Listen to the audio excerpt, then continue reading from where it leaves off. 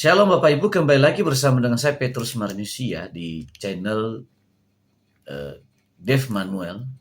Nah, dalam kesempatan yang baik ini kembali saya menayangkan sebuah video dialog antara Edis TV dengan Zuma.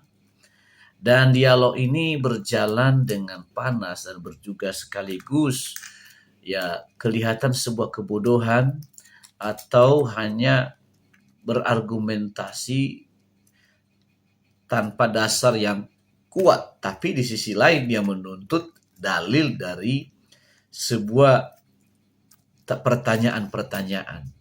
Ini sebetulnya presiden buruk dalam keimanan, karena seseorang memberikan argumentasi ya dengan menuntut dalil, tapi setelah yang bersangkutan sendiri tidak mau mendengar orang lain dan juga tidak bisa menunjukkan apa yang diucapkannya. Nah, sebelum saya berikan komentar lebih lanjut, kita saksikan dulu bagaimana berjalannya dialog. Saudara, tadi kita telah mendengarkan dengan saksama bagaimana berlangsungnya dialog Edis TV dengan Zuma. Ngomong, saya boleh ngomong? Iya, silakan. Dewasa dikit lah. Ya, kita ajarin mereka. Ajarkan saya karena diskusi dari tadi bagus. Baik. Lagi. Kenapa moderatormu tadi nurunin saya? Lah, enggak tahu. Kenapa tanya saya? Ya, makanya ajarin dulu, jangan ketakutan. Ya, karena kamu pada saat jadi, ngomong kok boleh saya sekarang bicara? Ya, silakan. Saya sekarang udah boleh bicara? Jangan bikin gerakan tambahan, diskusi aja. Baik. Diskusi aja. Baik, dia ketakutan dia. Baik. Loh, jadi cuma poin yang lihat tuh, kalian lihat sendiri bagaimana dia takut kalau saya ngomong kan? Bilang, tadi dia bicara saya diam. Tadi dia bicara saya diam. Diam, Edis, diam. Saya bilang jangan bikin gerakan tambahan. Kita diskusi aja. Sudah cukup kamu bicaranya? Kamu yang lari ke luar negeri karena kau yang takut. Sudah cukup bicaranya? Ya sudah, jangan bikin gerakan tambahan, oke? Sudah bisa saya sekarang bicara? Janji nggak bikin gerakan tambahan? Oke, baik. Fokus kita. Gitu dong. Nah, karena kamu takut kalau saya ke situ. Baik. Itu gerakan tambahan lagi. Udah bisa sekarang saya bicara? Itu yang lari ke luar negeri itu yang takut. Ku bilang jangan. Udah bisa sekarang saya bicara? Jangan bikin gerakan tambahan, ku bilang. Udah bisa bicara sekarang? Jangan bikin gerakan tambahan. Baik. Jadi poin pertama bahwa iblis berjasa, logika jomplangnya Zuma sudah saya patahkan. Logika kedua, bahwa di dalam penyaliban terjadi keselamatan, itu juga sudah saya patahkan. Sekarang yang ketiga, poinmu yang ketiga. Saya belum nanya sama kamu nih. Kalau saya nanya sama kamu, kamu langsung meninggal nanti. Poin yang ketiga, kamu bertanya begini, kalau begitu, kalau tidak ada penyaliban, berarti tidak ada keselamatan. Siapa bilang? Dalil? Siapa bilang? Dalil? Kan kamu bilang begitu tadi. Dalil, saya kasih dalilnya tadi. Iya, kamu bilang kan tadi begitu. Kalau tidak ada penyaliban, gimana? Saya boleh bicara nggak ini? Saya ngomong nggak ini? Dalil 1 Korintus 15:17. Tanpa penyaliban, kau masih hidup dalam dosa. Betul tidak? Baik, saya jawab ya. Saya jawab. Dalil, jangan kau bantah dalil. Silakan. Baik, saya jawab. Jadi teman-teman, seperti begini ya, saya bilang. Oleh karena pelanggaran orang-orang Yahudi yang menyalibkan Tuhan Yesus, itu keselamatan sampai kepada bangsa-bangsa lain. Apalagi oleh karena ketaatannya. Itu tertulis ya. Nih, perhatikan. Dikatakan di sini ya, sebentar saya bukakan agak lemot, sabar.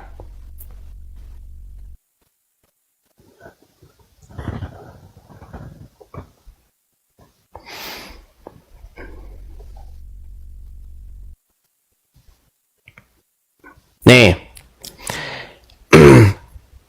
di dalam Roma pasal yang ke-11,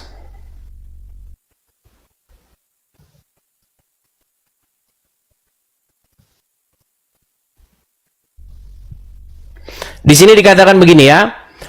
Sebab jika pelanggaran mereka, maksudnya pelanggaran orang-orang Yahudi, berarti kekayaan bagi dunia, dan karena kekurangan mereka, maka kekayaan bagi bangsa-bangsa lain, terlebih-lebih lagi karena kesempurnaan mereka. Jadi orang Yahudi sekalipun menolak Yesus, itu menjadi berkat bagi bangsa-bangsa lain. Berita Injil itu disampaikan kepada bangsa-bangsa lain. Apalagi karena ketaatan atau karena orang Yahudi mendengar Yesus. Karena melanggar saja loh, melanggar saja. berkat itu sampai kepada bangsa lain. Apalagi kalau orang Yahudi pada waktu itu menerima Yesus. Nah, sekarang poinnya, 3 poin sudah saya jawab semua. Masalah iblis kamu bilang berjasa, sudah saya patahkan. Berarti menurut logikamu, kalau iblis berjasa, artinya perempuan yang meracun Muhammad harus diberi penghargaan oleh Allah Subhanahu wa Ta'ala. Karena apa? Karena telah meracun Muhammad. Karena Muhammad diracun dan dibunuh oleh perempuan Yahudi, Muhammad syahid masuk surga. Itu logikamu. Padahal di dalam kekristenan maupun di dalam Islam bukan begitu logikanya. Logika yang benar adalah Muhammad itu syahid masuk surga bukan karena diracun perempuan Yahudi, tetapi karena dia menyelesaikan tugasnya menjadi rasul sampai pada matinya. Itu logika yang benar. Sama seperti logika di dalam kekristenan. Kenapa Kristus dibangkitkan? Kenapa Yesus dibangkitkan? Karena dia menyelesaikan tugasnya dengan benar. Dia setia sampai mati disalibkan. Sekalipun orang menganiaya, sekalipun orang memperlakukan dia seburuk mungkin, Tuhan Yesus tidak melakukan dosa sampai pada matinya. Itulah kenapa dia dibangkitkan. Nah, keselamatan orang Kristen terjadi bukan karena pembunuhan Yesus itu, tetapi karena kesetiaan Yesus, oleh karena kebenaran yang dilakukan Yesus itu. Jadi kami, kalau berdiri di depan pengadilan, kami ini dibenarkan karena Yesus. Karena Yesus orang benar, maka kami yang di belakang Yesus itu dibenarkan. Kami tidak dipandang lagi sebagai orang bersalah, yang dilihat adalah Yesus. Makanya Yesus menjadi juru selamat kami. Dia penebus kami. Makanya kami berdiri di punggungnya Yesus. Di dalam sebuah pengadilan, Yesus yang menjadi pembela kami. Makanya doktrin kekristenan kami, oleh karena pelanggaran satu orang, yaitu Adam yang pertama, dia gagal, semua manusia jatuh ke dalam dosa. Tetapi oleh karena kebenaran satu orang pula, yaitu Adam yang kedua, yaitu Yesus, maka kami dibenarkan. Jadi kamu itu menyerang logika-logika yang kamu karang sendiri. Kemudian yang terakhir nih, yang terakhir, kamu mengatakan bahwa keselamatan orang Kristen itu juga karena pertobatan, karena melakukan perbuatan baik dan lain sebagainya. Itu betul. Karena barang siapa yang sudah ditebus oleh Yesus, itu menjadi milik Yesus. Nah, orang yang menjadi milik Yesus, orang yang menjadi kepunyaan Yesus, itu melakukan apa yang Yesus suruh. Berkhotbah. Begitu. Nah, itu kekristenan. Saya belum bertanya sama kamu ya. Saya belum bertanya sama kamu. Nanti kalau saya bertanya sama kamu, kamu meninggal di tempat kamu. Nah, silakan. Silakan kau bertanya sekarang kalau gitu. Nah, udah clear ya? Udah clear. Bertanya. Ya, sekarang sudah clear. Silakan. Baik, pertanyaan saya begini. Silakan. Menurut Al-Quran, apakah orang yang beriman itu bisa dipengaruhi atau dikuasai oleh setan? Ya, ini tema lah.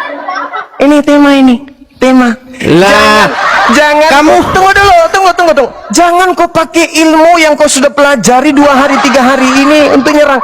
Ini tema. Kalau kau orang pintar, kau orang cerdas. Ini kan udah kelar temanya. Sudah kelar ini temanya. Ini belum. Oh, apa yang belum kelar? Apa yang belum clear? Coba belum kelar ini tema. Enggak, yang belum clear bagaimana? Hanya berkhotbah. 1 Korintus 15:17. Tanpa kebangkitan, Kristen tetap ada di dalam dosa. Kamu nggak bantah itu? Baik, mau saya bantah? Baik. Nah, silakan. Bagaimana caranya orang Kristen berada di dalam dosa tanpa penyaliban? Tidak berada dalam dosa tanpa penyaliban. Silakan. Baik, saya jawab. Nah, silakan. Jadi itu berbicara tentang apakah Yesus itu sungguh-sungguh bangkit atau tidak. Kenapa lari ke Yesus? Boleh.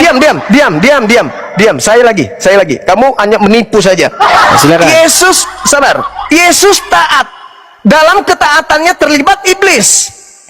Percuma Yesus taat kalau iblis tidak terlibat dalam hal proses ketaatannya berhubungan dengan penyaliban.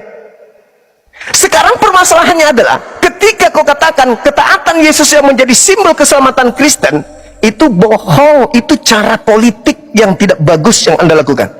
Tolong tunjukkan di mana perintah Bapa Elohim kepada Yesus agar dia mati disalib demi untuk dosa-dosa orang bersalah. Ada? Sampai dia harus Anda tuduh taat.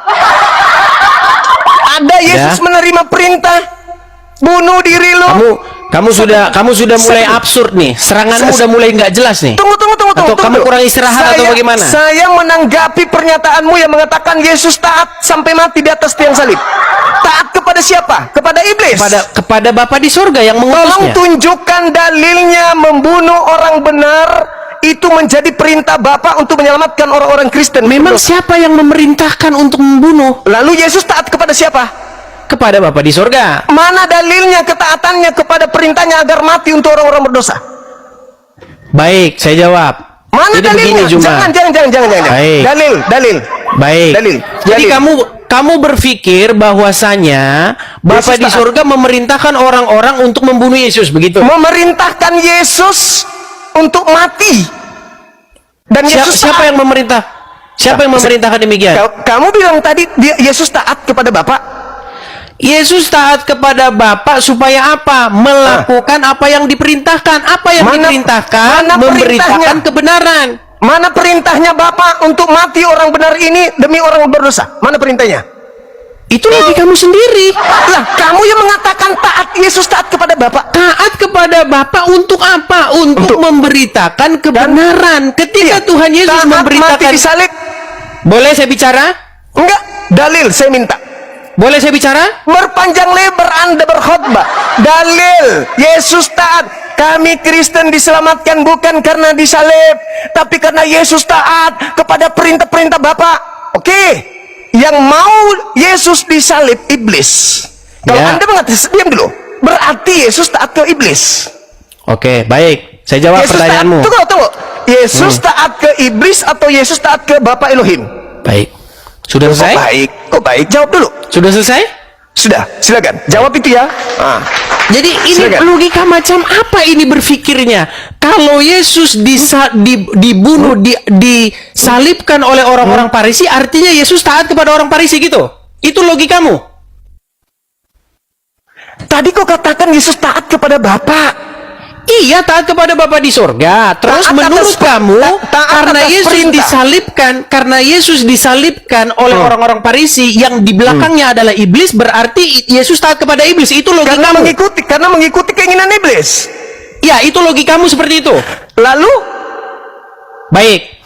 Jadi menurutmu, karena Muhammad diracun oleh orang Yahudi, berarti Muhammad taat kepada yang meracun? Gitu. Siapa yang mengatakan bahwa Nabi Muhammad taat kepada yang diracun? Kan logikamu seperti itu. Menurut logikamu mengatakan tadi bahwasanya logikamu gimana? Cara pikirmu itu pola pikirmu itu bagaimana? Di depan saya kau nggak laku. Cara-caramu yang menipu umat Islam awam itu nggak laku bagi saya. Kau sudah tahu saya. Itu udah tukang bisu-bisukan moderatormu itu. Kenapa moderatormu ketakutan tukang bisu-bisukan? Diam. Saya yang perintahkan. Diam. Ketakutan dia kalau saya ngomong. Saya perintahkan. Dengarkan saya. Edis, dengarkan saya. Mumpung kau lagi di luar negeri, bebas kau berpergian. Dengarkan. Silakan. Kamu membantah keselamatan Kristen karena salib. Dengan mengatakan Yesus itu, kami Kristen tidak selamat karena salib, tapi karena ketaatan Yesus terhadap perintah Bapa. Sedangkan kamu sendiri mengakui penyaliban itu keinginan iblis. Yesus taat terhadap salib. Yesus taat terhadap iblis. Kau ingin membantah itu? Boleh. Tapi tunjukkan di mana Bapak mau Yesus disalib orang benar, mati untuk menebus orang bersalah. Bapak perintahkan itu di mana? Jangan kau putar lidah. Ingat, kau lagi berhadapan dengan saya, bukan dengan umat awam. Oke, silakan. Sudah, bisa saya jawab? Silakan. Baik. Makanya kamu cocok diskusinya sama Rudy Yohanes kamu. Kamu sama orang-orang. Jangan gimana? Saya boleh ngomong nggak? Ketika saya ngomong, kenapa kamu panik? Jangan bikin gerakan tambahan. Boleh nggak saya ngomong? Boleh nggak saya ngomong? Jangan bawa-bawa orang. Kamu aja dengan saya. Nggak usah kau lebay di sini. Di Indonesia, andaikan kau masih di sini, kau nggak laku. Di Indonesia kau nggak laku, di luar negeri kau laku karena kau penghujat kelas kakap. Sekarang kau bicara, Kenapa kau tukang bisu-bisukan, Bima? Di mana bentuk ketaatan Yesus terhadap penyaliban, di mana penyaliban Kalau itu saya dari mau Bapak? menjawab, kau jangan Silakan. panik bisu-bisukan saya. Ini tangan saya Makanya begini ya. jangan bikin Dan nih, gerakan tambahan. tangan saya begini nih. Lihat ya. Masa orang yang Menurut logikamu, menurut orang dijagokan logikamu ya, gerakan tambahan karena menghadapi saya. menurut Silakan. logikamu, karena Yesus disalibkan, berarti Yesus taat sama iblis. Lalu taatnya Berarti Yesus menurut mana? logika somplangmu, karena Muhammad diracun perempuan Yahudi, tentu saja yang merasuki perempuan Yahudi itu adalah iblis. Di mana? Coba kamu setuju nggak? Yang merasuki Ketaatanmu. perempuan Yahudi yang meracun Muhammad itu adalah iblis. Setuju nggak kamu? Saya mengatakan, apakah Nabi Muhammad taat kepada keadaan itu? Apakah Muhammad taat kepada Allah atau kepada iblis? Kepada Allah. Oke, nggak berarti yang Allah? merasuki Ada nggak Allah? perempuan Benar. Yahudi untuk Ada meracun tidak Muhammad Allah memerintahkan? itu adalah iblis Ada atau nggak Allah? Allah? Ada nggak Allah merintahkan kepada senap untuk meracun? Oke, ada nggak Tuhan memerintahkan iblis untuk menyalib Yesus? Tidak ada. Ya tidak ada. Terus kenapa kamu berpikir seperti itu? Terus faktanya Yesus disalib. Ayo. Oke. Nah, berarti Terus iblis masalahnya berhasil. di mana? Masalahnya di mana? Iblis berhasil menyalib atau tidak? Berhasil? Apakah Bapak mau Yesus disalib? Tidak. Berarti penyaliban ini ketaatan Yesus terhadap siapa? Kepada Bapa di sorga. Berarti Bapak yang mau dia disalib? Bapa di sorga memerintahkan Yesus supaya jangan lari dari penyaliban itu. Di mana dalilnya? Hadapi penyaliban itu. Jangan kabur. Dalil. Baik. Ketika Tuhan Yesus berdoa di Taman Getsemani, apa yang Tuhan Yesus inginkan? Ya Bapa, jikalau engkau mau, lalukanlah cawan ini daripadaku. Tetapi bukan kehendakku yang terjadi, melainkan kehendakmu. Apa Terus? kehendak Bapa di sorga? Apa? Kehendak Bapa di sorga adalah supaya Tuhan Yesus terus memberitakan kebenaran, sekalipun diancam mau dibunuh, sekalipun diancam mau disalibkan, mana dalilnya? Boleh saya Mana ngomong? dalilnya? Mana dalilnya? Bahwa Keseluruhan Bapak Injil itu dalilnya. Keseluruhan Injil itu dalilnya. Di mana di situ Tuhan Yesus memberitakan kebenaran.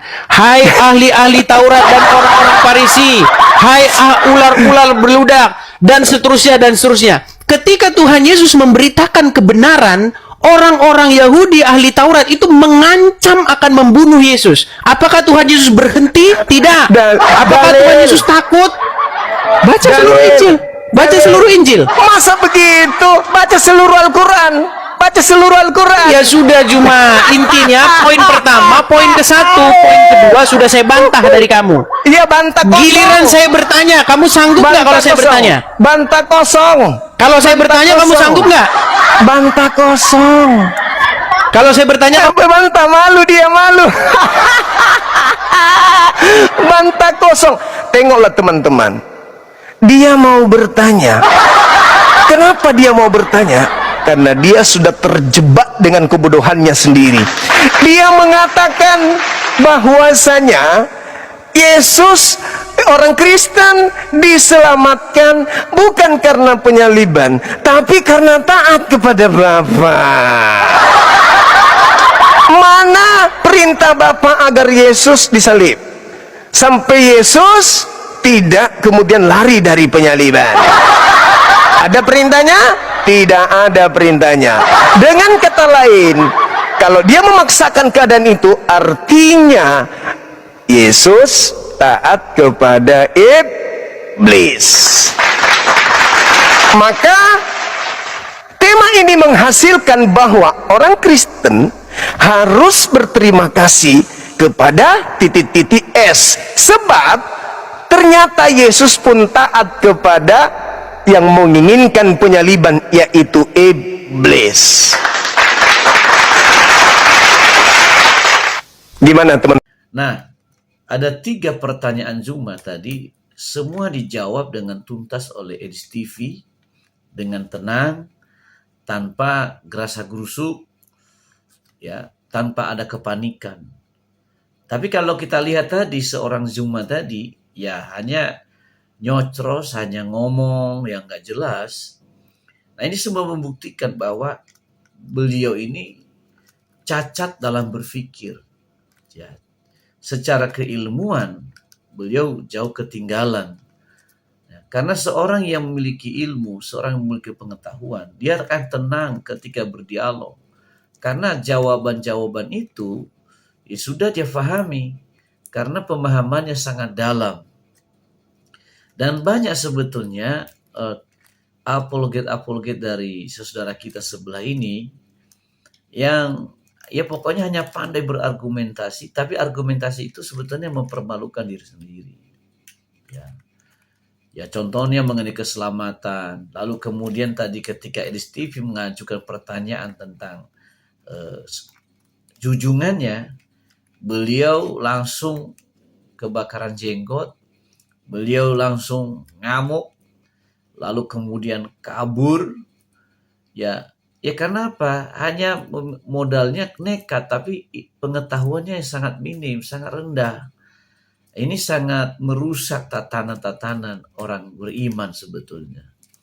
Nah, di situ kita sebagai masyarakat luas harus melihat ini, mana yang benar, ya, mana yang salah.